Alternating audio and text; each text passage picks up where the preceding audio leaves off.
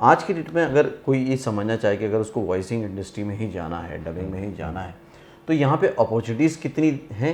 क्योंकि आप एक्सपीरियंस है, आपको मालूम है, और नए लोगों की इसमें ज़रूरत पड़ती ही रहेगी, हमेशा पड़ती रहेगी। तो कितनी अपॉर्चुनिटीज़ हैं और क्या ये एक फुल फ्लेज करियर हो सकता है? बाद में मेरे घर में मैंने किसी दिन सुना कि भाई मेरे कोई रिलेटिव हैं जिन्होंने हिंदुस्तान की पहली भोजपुरी फिल्म बनाई थी। बिग बॉस का सबसे सीजन 1 का नरेशन वॉइस ओवर मैंने किया था। क्या बात है। जी हाँ, मतलब बिग बॉस की शुरुआत करवा दी आपने। शुरुआत हमने ही की थी। मैं गया माइक्रोफोन पे और रोमांटिक सीन था। रोमांटिक सीन की फर्स्ट लाइन मैंने बोला और हेमा जी की एंट्री हुई। यस, मेरा अर्जुन यही है। मैं जिंदगी के होप खो चुका था और मैं अपने बेडरूम से हॉल तक 20 दिन नहीं आया हूं। तो बेड जो है ना हॉस्पिटल का, ऐसे घुमा के बैठा देते हैं, बैठने के पोजीशन में लाया और मेरे बेटे ने माइक्रोफोन जो है ये मोबाइल मेरे होठों के पास लाया और मैं वो रिकॉर्ड 5 लाइन की 10 मिनट में करके भेज दिया। ओके हो गया। Do you want to join films? Don't know how? Watch and subscribe now. Join Films YouTube channel for thousands of free video lessons on how to join films. Hello friends, welcome to filming Funde, joinfilms.com। मैं हूं आपका अपना वीरेंद्र राठौर और आप देख रहे हैं बॉलीवुड का Google, join films YouTube channel. कला ही कर्म है, कला ही धर्म है, कला ही अथा संसार। क्योंकि एक कलाकार ही अपनी कला को एक अलग आकार देता है, उसको विभिन्न प्रकार से लोगों के सामने प्रस्तुत करता है, उनको एंटरटेन करता है और अपने काम करता है। ऐसे ही एक कलाकार मेरे साथ हैं जिन्होंने अपनी कला को, यानी कि अपनी आवाज़ को एक अलग आकार दिया है, प्रकार से यूज़ कर रहे हैं। मेरे साथ है Sanket Jaiswal. Welcome to join films. Thank you Virendra भाई, नमस्कार। नमस्कार। ये संकेत जी, जो एक मैंने कहा जैसा शुरुआत में कि कलाकार अपनी कला को एक आकार देता है और विभिन्न प्रकार से फिर उसका इस्तेमाल करता है, तो जो आपकी कला है, जो आपकी वॉइस है, जो आपकी आवाज़ है, जो आज आपकी पहचान है, उसका आकार प्रकार आपको कब समझ में आया, कब ज्ञात हुआ कि यार इसको मेरे को यूज़ करना चाहिए, ये मेरे आर्ट है? देखिए वीरेंद्र भाई, मैं ये कहूँगा कि जब मैं, हर इंसान जो है जब अपने गांव में रहता है, हाँ, एक सपने देखता है। right. पढ़ाई के साथ साथ अगर वो इंजीनियर बनने के सपने देखे, डॉक्टर बनने के सपने देखे, कोई ना कोई एम्बिशन को लेकर साथ चलता है। लेकिन मैंने बचपन से सिर्फ एक ही सपना देखा था, फिल्म इंडस्ट्री, मुंबई। 7-8 साल का बच्चा और क्या सोच सकता है। फिल्मी पर्दे पे जो देखता था वही जहन में आता था और वो सच लगता था, और वो लगता था कि नहीं, वो मैं ही हूं या फिर वो मेरे में से ही कोई है। ओके। और मैं जब थिएटर में बैठ के अपने पापा मम्मी के साथ या किसी के साथ फिल्में देखता था तो मैं छुप के उनको बुलाया करता था जो पर्दे पे दिखते थे। अरे वाह। तो मैं सोचता, मतलब बच्चे का दिमाग, और थोड़ी शर्म भी आती थी कहीं पापा मम्मी देख तो नहीं रहे हैं। लेकिन वो सिनेमा हॉल में एक अंधेरा होता है ना, तो उस अंधेरे का फायदा उठा लिया करता था। उसके बाद क्या हुआ, जैसे जैसे बड़ा होता गया, सपने मेरे बड़े होते गए और उसको पूरा करने की जद्दोजहद में मुंबई एक मेरा एम्बिशन रहा कि बस ये सपने पूरा करना है तो वहीं जाना पड़ेगा। और कहाँ से थे आप? और मैं बिहार, छोटे से गांव भवानीपुर एक जगह है, वहां का रहने वाला हूं। चंपारण डिस्ट्रिक्ट में है। और सबसे बड़ी बात बताऊं, मैं उस फैमिली से बिलोंग करता हूं जिसके घर से महात्मा गांधी, राष्ट्रपिता महात्मा गांधी ने चंपारण आंदोलन की शुरुआत की थी। वो बंगला जो है आज भी मोतिहारी में मौजूद है और मेरी परदादी वहां रहती थी। तो वो आज़ादी की क्रांति की शुरुआत थी। जी हाँ, है ना। फिर आपने क्रांति लाई कि नहीं यार, मुझे कुछ अलग करना है। अलग करना है। तो मेरे पापा मम्मी लोग कहते थे, डरते थे कि भाई मुंबई शहर है। उस दौरान तो मुंबई आप समझिए कि विदेशी हुआ करता था। राइट। आज तो हर गांव में, लगभग हर पड़ोस के घर से कोई ना कोई मुंबई क्या अमेरिका जाता हुआ मिलेगा। आईटी कंपनी जब से आई है, लेकिन उस दौरान मुंबई मतलब विदेश। मेरे फूफा जी जमशेदपुर में थे, टेलको में इंजीनियर थे। वो आए, उन्होंने मेरे पिताजी को मशवरा दिया कि नागपुर में एक पॉलिटेक्निक है जहां इसका एडमिशन करा देते हैं। मुझसे पूछा गया, मैंने कहा नागपुर महाराष्ट्र में है। हाँ। महाराष्ट्र, मुंबई पास में है, छुट्टियों में मुंबई जाऊंगा, चलो एडमिशन ले लेते हैं। एडमिशन ले लिया, लेकिन 1 साल से ज्यादा मैंने कंटिन्यू नहीं किया। वहां से फिर भागकर मैं देहरादून गया मेरे बड़े पापा के पास।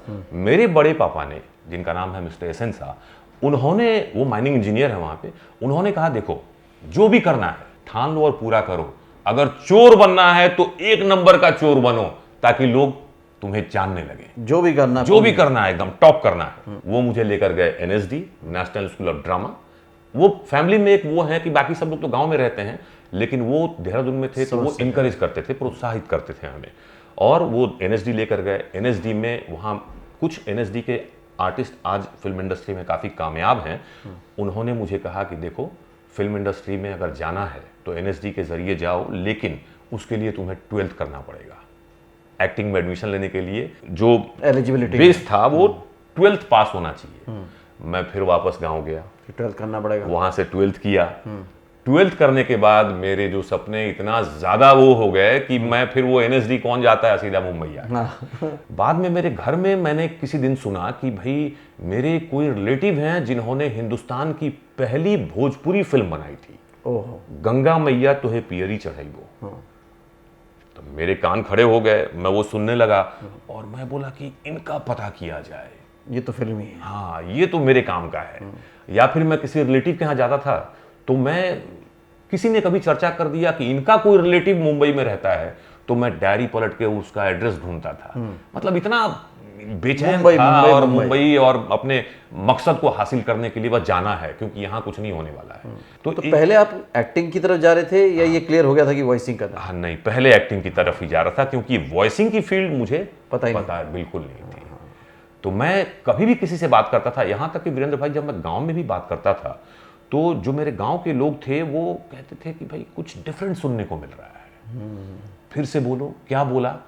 तो मुझे वो समझ में नहीं आता था ये क्या बुलवाना चाह रहे हैं। फिर यहाँ भी जब आया तो एक बार की बात बताऊं, मैं वीडियो वर्ल्ड स्टूडियो खार में हुआ करता है। उदित नारायण साहब हमारे पास बैठे थे उस समय। डीडी मेट्रो पे एक प्रोग्राम था, सुपर हिट मुकाबला, और उदित साहब और मैं साथ बैठे हुए थे। तो मैं कुछ बातें कर रहा था उदित जी से, तो कहते हैं अरे यार माइक लगता है एकदम अलग से लगाने की जरूरत ही नहीं है। मैं बोला उदित जी सब लोग कह रहे हैं, लेकिन मैं करूं क्या, समझ में नहीं आ रहा। हाँ, मतलब इसका करूं क्या। तो उसी दौरान मेरी मुलाकात हुई, एक आर्टिस्ट हैं जिन्होंने चांदनी फिल्म में श्रीदेवी के मदर का रोल किया था, और हम फिल्म में अमिताभ बच्चन जी के माँ का रोल किया था। और बुनियाद एक सीरियल हुआ करती थी जिसमें हवेली राम की माँ बनी थी आशा शर्मा जी। वो मेरी माँ की तरह है। मेरी उनसे मुलाकात हुई और उन्होंने मुझे बहुत प्यार दिया, बहुत इनकरेज किया, बहुत प्रोत्साहित किया। मैं उनको मम्मी ही बोलता हूँ। वो कहती हैं मेरे 3 नहीं 4 बेटे हैं। वो रिश्ता मेरा आज भी कायम है। उन्होंने ही मुझे अमीन साहब के बारे में बताया, अमीन सयानी साहब के बारे में, जिनको मैं बिनाका गीतमाला में गांव में सुनता था बुधवार के दिन रात को 9 बजे। और मेरे एक मामा हुआ करते थे, उन्होंने ये चर्चा की थी कि भाई बुधवार के दिन एक प्रोग्राम आता है बिनाका गीतमाला, तो उसको सुने। तब मुझे ये पता नहीं था कि भाई बिनाका गीतमाला क्या है, लेकिन जब मैंने सुना, और वो लावारिस फिल्म उस समय हिट हुई थी, मेरे अंगने में तुम्हारा क्या काम है गाना, और वो नंबर 1 पायदान पे चल रहा था। उनकी बोलने की जो शैली, स्टाइल, मैं उसका मतलब फैन हो गया। और वो उस समय से मैं उनको फॉलो करने लगा। अमीन साहब ने कहा देखो, अगर वॉइसिंग करना चाहते हो तो सबसे पहले तुम सुनना सीखो, जितना सुनोगे उतना ही सीखोगे। तो मैंने सुनना शुरू किया, रेडियो प्रोग्राम। आशा जी के साथ मैं मम्मी के साथ फिल्मों की डबिंग में जाता था, और वॉइस अच्छी होने के ज़रिए तवज्जो तो मिलता ही था। लोग मैंने ध्यान दिया करते थे, सिर्फ मुझे अपना इम्प्रूवमेंट चाहिए था, और उसके ज़रिए मैं अपना रास्ता ढूंढ रहा था। फिर मैंने अपनी शुरुआत की बैंड्रा गेयटी गैलेक्सी, मतलब समझिए कहाँ एसी फ्लैट, मोहन अंकल का, और फिर वहाँ से रेलवे कॉलोनी। और वहाँ, क्योंकि जब आप डेफिनेटली इंडिपेंडेंट करियर शुरू कर रहे हैं तो आप शिफ्ट तो करना पड़ेगा ना आपको कहीं ना कहीं। तो फिर वॉइसिंग में जो करियर शुरुआत हुई आपकी, तो अभी तक कौन कौन से प्रोजेक्ट आपने किए जो याद है? तो मैं आपको बताऊंगा, मुकेश खन्ना जी की शक्तिमान सीरियल जो है उसके 400 एपिसोड की पूरी कमेंट्री मैंने की है। और एक बहुत बड़ा रियलिटी शो बिग बॉस का सबसे सीजन 1 का नरेशन वॉइस ओवर मैंने किया था। क्या बात है। जी हाँ, मतलब बिग बॉस की शुरुआत करवा दी आपने। शुरुआत हमने ही की थी। इसके अलावा मैंने एक बहुत ही प्रेस्टिजियस प्रोजेक्ट किया, आपको बताऊं मैं, हेमा जी का, हेमा मालिनी जी का। वो डांस करती हैं, राइट, स्टेज शो जो है। हाँ, स्टेज शो करती हैं। तो मुझे किसी ने कहा कि हेमा जी एक कर रही हैं बैले द्रौपदी कर रही हैं, तो द्रौपदी बैले में आप जाओ। जुहू में एक स्टूडियो हुआ करता था, मुझे नाम याद नहीं है, तो मैं वहाँ गया तो देखा मैं वहाँ पे अर्जुन के कैरेक्टर के लिए वॉइस टेस्ट चल रहा है। ओके। और किसी की वॉइस अप्रूव नहीं हो रही है। मतलब मैं ऐसा कोई बड़ी बात नहीं कर रहा हूँ मैं, लेकिन ईश्वर का आशीर्वाद मुझ पे हमेशा रहा है कि इतने में कहा दद्दू के असिस्टेंट ने कि संकेत को ट्राई करें। तो दद्दू ने कहा संकेत को कैसे कर सकते हैं, इतना प्रोमिनेंट कैरेक्टर संकेत ने किया है द्रौपदी के भाई का, कैसे कर सकते हैं। तो दद्दू 10-10 आर्टिस्ट आए हुए हैं, किसी का नहीं हो रहा है तो क्या करेंगे। तो भूषण लखांद्री जी ने कहा कि संकेत को ट्राई कर सकते हैं। क्यों? क्योंकि धृष्टद्युम्न जो है द्रौपदी का भाई, और बाद में कहीं आता ही नहीं है वो। ओके ओके, तो स्टार्ट हुआ बस उसके बाद। हाँ, बस उसके बाद काफी सारे सीन्स जाते हैं और उसके बाद बाद अर्जुन की एंट्री होती है और वो आता नहीं है तो कहीं भी। हाँ, तो उन्होंने कहा चलो ट्राई करते हैं। मुझे स्क्रिप्ट मिली और मैं बैठे बैठे सोच रहा था क्या मैं ये कर सकता हूँ, क्या मैं ये कर सकता हूँ। मैं गया माइक्रोफोन पे और रोमांटिक सीन था।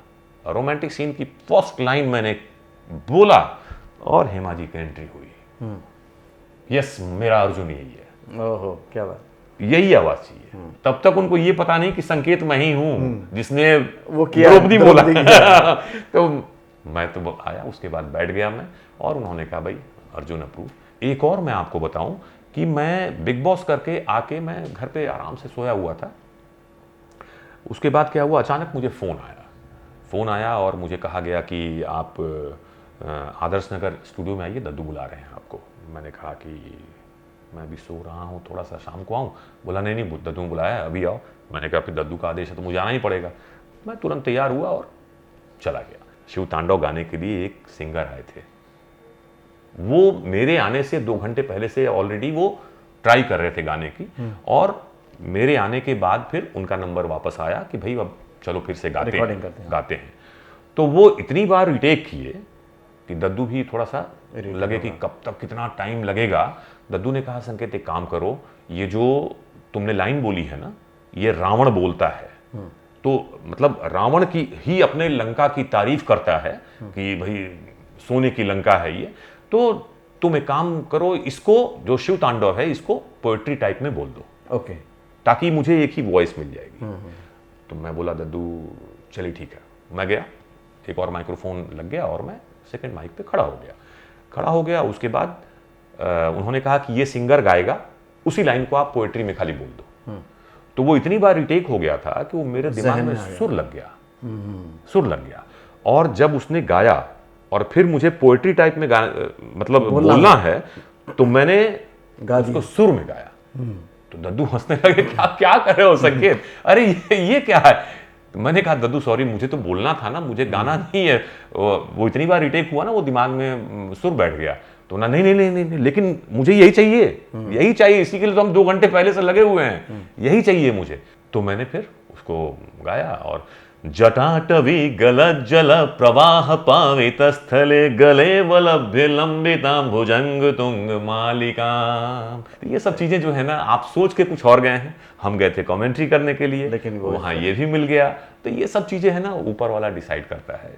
आज जिस तरह से संकेत जी इंडस्ट्री आगे बढ़ी, आपने तो तब से शुरू किया जब मौके ही बहुत कम थे, लेकिन तब आपने इतने बड़े बड़े मौके क्रिएट कर लिए, बना लिए।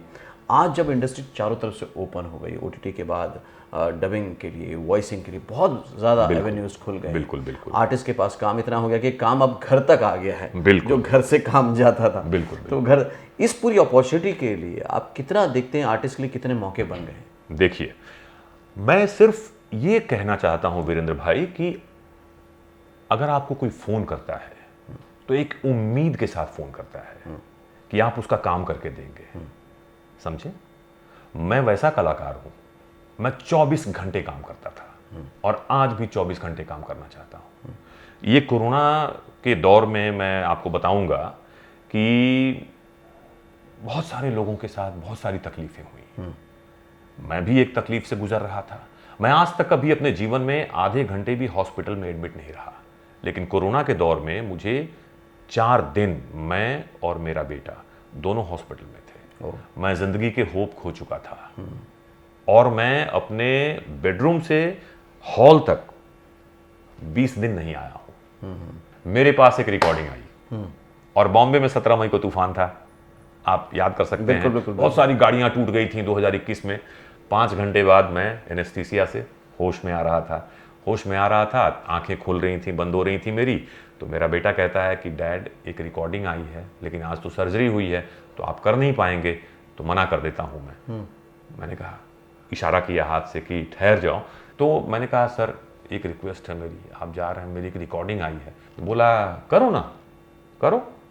तो मैंने कहा, सर लेकिन या तो खड़ा होकर होगा या बैठ के होगा, तो मैं लेटे लेटे कर ही नहीं सकता, तो कैसे बैठूंगा? तो बेड जो है ना हॉस्पिटल का, ऐसे घुमा के बैठा देते हैं, बैठने की पोजीशन में लाया, और मेरे बेटे ने माइक्रोफोन जो है, ये मोबाइल मेरे होठों के पास लाया, और मैं वो रिकॉर्ड 5 लाइन की 10 मिनट में करके भेज दिया। ओके हो गया, फिर से काम शुरू। हाँ काम शुरू। और जिस दिन डिस्चार्ज हुआ 2 दिन बाद, वहाँ से रिकॉर्डिंग करके ही, क्यों घर में जाऊँगा, थक जाऊँगा, नहीं कर पाऊँगा, हॉस्पिटल से रिकॉर्डिंग करके मैं आया। आज की डेट में अगर कोई ये समझना चाहे कि अगर उसको वॉइसिंग इंडस्ट्री में ही जाना है, डबिंग में ही जाना है, तो यहाँ पे अपॉर्चुनिटीज़ कितनी हैं? क्योंकि आप एक्सपीरियंस है, आपको मालूम है, और नए लोगों की इसमें ज़रूरत पड़ती ही रहेगी, हमेशा पड़ती रहेगी। तो कितनी अपॉर्चुनिटीज़ हैं, और क्या ये एक फुल फ्लेज करियर हो सकता है? बिल्कुल हो सकता है, फुल फ्लेज करियर बिल्कुल हो सकता है ये, लेकिन आपका डिवोशन जो है ना, वो पूरा होना चाहिए। कभी भी, मतलब मैंने आज तक कभी भी अपना काम छोड़ा नहीं है। तो आपका डिवोशन ऐसा होना चाहिए कि आपका फुल कंसंट्रेशन, फुल डिवोशन हो कि नहीं, काम करना है, और लगन, मेहनत जब वो होगा ना, और लगे रहिए आप, तो आप अपनी मंजिल को पाएंगे। फुल फ्लेज करियर हो सकता है। और इस लाइन में तो देखिए, मेरे बहुत सारे ऐसे लोग हैं जो मुझे फोन करते हैं, मैं इंजीनियर हूं, नौकरी कर रहा हूं, छोड़ना चाहता हूं, छोड़ के आना चाहता हूं। आए भी हैं लोग, और कामयाब भी हुए हैं, कामयाब भी हुए हैं, बहुत सारे ऐसे लोग हैं। चलिए, थैंक यू संकेत जी, थैंक यू वेरी मच। आप इसी तरह से आवाज़ को और आगे लेके जाएं और लोगों को एंटरटेन करें, बिल्कुल, और इसी तरह से आप भी काम करके खुश हों, और आपकी आवाज़ सुन के लोग भी खुश हों। बिल्कुल बिल्कुल। तो मेरे साथ है संकेत जायसवाल। अब बहुत अच्छी बातें समझ में आई। पहली बात तो ये कि आपको जब कुदरत इशारा करती है, आपकी जब इनर वॉइस आपको इशारा करती है, आपको कुछ कुछ चीज़ें अच्छी लगने लगती हैं, तब आप पहचान नहीं पाते कि यार मुझे जाना कहाँ है। लेकिन अगर आप दिशा में चलना भी शुरू कर देते हैं तो आपको समझ में आना शुरू होता है। जैसे कि उनको समझ में आया, मायापुरी की बात बताई उन्होंने, फिल्मों की बात बताई उन्होंने, अपने रिश्तेदारों की एड्रेस निकालने की बात बताई डायरी में से, और उसके बाद यहाँ तक पहुँच गए। लेकिन यहाँ पहुँचने के बाद जैसे ही समझ में आया कि कुछ कमी मुझ में है, मुझे शब्दों का उच्चारण सही करना है, तो उस पे काम किया। इस बात पे काम नहीं किया कि मेरे रिश्तेदार फिल्म इंडस्ट्री में है तो मुझे काम मिल जाना चाहिए, या इंडस्ट्री को समझ जाना चाहिए मैं कहाँ से आता हूँ। उन्होंने अपने ऊपर काम किया, इसलिए उनको काम मिलता चला गया। पहले घर से काम तक जाते थे, फिर काम भी घर पर आने लगा, इतना कि हॉस्पिटल में रहते हुए भी, दर्द में भी, ऑपरेशन के बाद भी, ऑपरेशन से पहले भी उन्होंने काम किया। ये लगन, ये शिद्दत अगर आप में है तो वाकई फिल्म इंडस्ट्री में आप भी कामयाब हो सकते हैं। ये डेडिकेशन आपके लिए बहुत ज़रूरी है। खुद पे काम कीजिए, काम अपने आप आता रहेगा। अगले वीडियो में फिर से मिलूंगा, तब तक के लिए देखते रहिए, सीखते रहिए, जमे रहिए। All the very best. आप भी फिल्म मेकर बन सकते हैं, अपने घर शहर से शुरुआत कर सकते हैं। सीखिए फिल्म डायरेक्शन और फिल्मों में काम करने के तरीके अपने बजट और टाइम के अनुसार। जॉब, स्टडी के साथ बनाएं बॉलीवुड में करियर। जानना चाहते हैं कैसे? तो जॉइन फिल्म्स अकेडमी को व्हाट्सएप पर मैसेज टाइप करें, डायरेक्टर, योर नेम, और सेंड करें 8433666618 पर। Join films academy, the practical film school.